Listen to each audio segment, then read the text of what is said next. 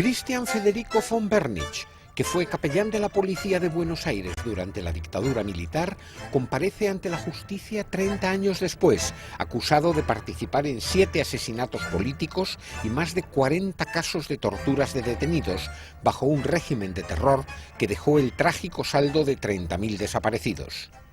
El sacerdote von Bernitsch tuvo rango de oficial de policía y fue confesor del general Camps, quien se jactaba de ser responsable de 5.000 ejecuciones extrajudiciales. Su ocupación: sacerdote de la Iglesia Católica Apostólica Romana. El temido capellán permaneció largo tiempo escondido en Chile y fue detenido cuando regresó a Argentina hace casi 4 años. Finalmente se le ha podido juzgar gracias a la reciente anulación de las leyes que garantizaban la impunidad de los crímenes de la dictadura.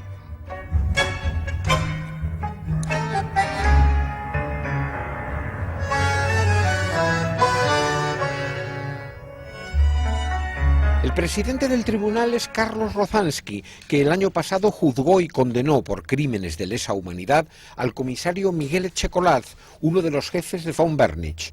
Convertido en blanco de las iras de la extrema derecha, el magistrado ha sido objeto de varias amenazas de muerte.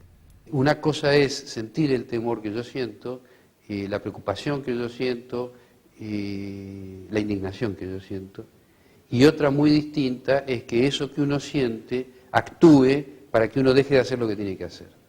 El juicio ha suscitado gran interés en la opinión pública argentina, que sigue prácticamente en directo las declaraciones contra el siniestro capellán prestadas por víctimas sobrevivientes de la represión militar. La presencia de von Bernitsch en el puesto vasco era conjuntamente con un grupo de interrogadores y de torturadores que conformaban una especie de patota que circulaba por los centros clandestinos de detención. En mi caso yo estaba en el puesto Vascos, ellos también iban al Pozo de Banfield, al Coti Martínez, a la Brigada de Quilmes y Arana. Von Bernitsch era el interrogador más importante porque era de nivel superior. Christian von Bernitsch es el primer sacerdote católico que se sienta en el banquillo acusado de crímenes de lesa humanidad, pero no es el único que participó de los crímenes de la dictadura, porque hubo un centenar de capellanes como él que tuvieron la misma ideología, que entraron en los centros clandestinos de detención, que asistieron a las sesiones de tortura y que aconsejaron a los detenidos que confesaran cuanto sabían. Los curas castrenses aplicaron la doctrina política de la Iglesia, enunciada por Monseñor Bonamín cuando dijo que donde hay sangre derramada hay redención, y que las Fuerzas Armadas argentinas estaban redimiendo a la nación. Aunque años después la jerarquía católica esbozó un tímido mea culpa, ha seguido amparando a los militares, y la extrema derecha presenta el juicio de von Bernitsch como un ataque contra la Iglesia. Les vino bárbaro el sacerdote von Bernitsch porque tiene un apellido alemán, así que lo van a tratar de nazi, ¿sí? Pero no era el único capellán que se dedicaba a ir por las comisarías, a atender espiritualmente a las personas. El que quería recibir la asistencia espiritual la recibía y el que no, no. Ni siquiera los antiguos compañeros de armas de von Bernitsch rompen una lanza por él. Preso en espera de juicio, el policía Norberto Cozzani lo defiende con la boca pequeña. El von Bernitsch que yo conocí no tiene nada en absoluto que ver con el von Bernitsch que hoy está apareciendo en el juicio, en los diarios y en todas este tipo de declaraciones. Sabíamos todo que era confesor de general Camps, pero era uno más, o sea, era común verlo no solo a von Bernitsch, sino verlo a otros capellanes y verlo al obispo en ese momento, que era el capellán general, a Monseñor Plaza. Parece que las pruebas contra von Bernitsch sean demasiado contundentes para que nadie se atreva a proclamar su inocencia. Yo no era el amigo de von Bernitsch ni vivía las 24 horas al lado del padre von Bernitsch. A esta altura de los acontecimientos y como están las cosas, no, yo no puedo poner la mano en el fuego. Así las cosas, el sacerdote policía se presenta como un cristiano arrojado a los leones de un circo mediático, mientras se suceden los testimonios en su contra y su propio abogado defensor empieza a flaquear. Acá hay hechos que ya están probados, como son las torturas, la existencia de centros de detención. La línea de defensa es, en definitiva, tratar de quitar dentro de todo este ambiente fáctico, responsabilidad en el señor von Bernitz en el hecho de decir que él no fue partícipe de todos los delitos que se están imputando.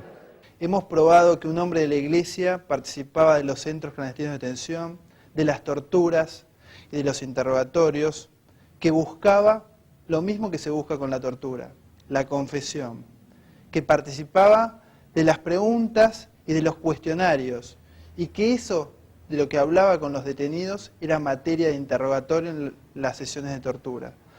Por eso las querellas, las víctimas esperan una condena ejemplar. En ese momento había pasado la tortura y nos habían sacado la venda porque estábamos permanentemente ventados y atados, y se apareció este personaje von Bernitz con un saco azul y esa camisa que usan los clérigos, ¿no? Yo a verlo me llamó la atención, pero mucho más me llamó la atención cuando me dijo, ¿por qué no colaboran? ¿Por qué no hablan? ¿Por qué no cuentan? Así cesa la tortura. Entonces yo dije, mire, primeramente con usted no tengo absolutamente nada que hablar. Y segundo, como hombre de la Iglesia, digo, ¿qué hace acá usted? Cuando le dan el culatazo en la cabeza en el auto, que mi hermano intenta golpearlo, lo salpican de sangre y el cura queda todo manchado. El Emed, el testigo que confiesa todo, el chofer, dice que él había sufrido un impacto altísimo, que estaba sumamente impresionado y que le dijo, esto es terrible. No, dice, no te preocupes, esto es una bendición de Dios, la sangre es una bendición de Dios, y se siente totalmente vanagloriado con esa situación tan dantesca, porque de ahí los trasladan a un descampado, los desnudan, los balean a los 3 cuerpos, porque eran 3 los que iban en ese traslado, y finalmente los cuerpos los llevan hasta Puesto Vasco, que era otro centro clandestino de detención, donde los queman y agregan muchas cubiertas de goma fuerte para que se consumieran bien todos los cuerpos. La Iglesia argentina guarda un escrupuloso silencio y el portavoz de la Conferencia Episcopal rechazó una entrevista con Informe Semanal. Sobre von Bernitz tan solo aceptó hablar Monseñor Laguna, obispo emérito que fue el interlocutor eclesiástico de la Junta Militar. Ahora, le quiero decir que él tenía un oficio que pudo haber hecho mucho bien. ¿Está claro? No le digo que hubiera podido salvar vidas, porque yo no sé, pero hacerles no solo no estar en los tormentos, sino hacerles más llevadero la tragedia. Era un sacerdote. No solo no representa lo que debe ser un sacerdote, sino que representa todo lo contrario. Mentía a los familiares, les sacaba plata y además, según parece, yo esto no lo sé, que tiene que decirlo la justicia, no soy yo el que lo dice, que presenciaba tormentos.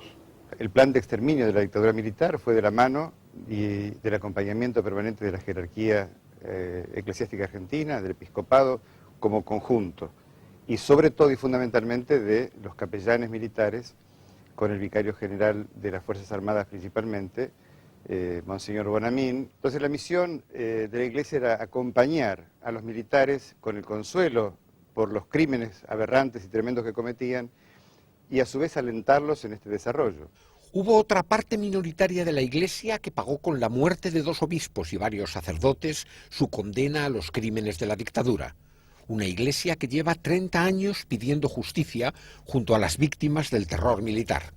Una persona, en concreto, más allá de que sea sacerdote, comete un delito y tiene que hacerse juicio, y si lo encuentran culpable, que cumpla la prisión, digamos. Estamos pidiendo eso, justicia. Fue cómplice para que no haya oportunidad para esto, y entonces, muy bien, que haya juicio.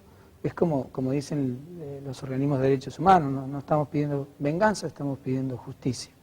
Los principales criminales de la dictadura, como el propio general Videla, cumplen prisión cómodamente en sus domicilios.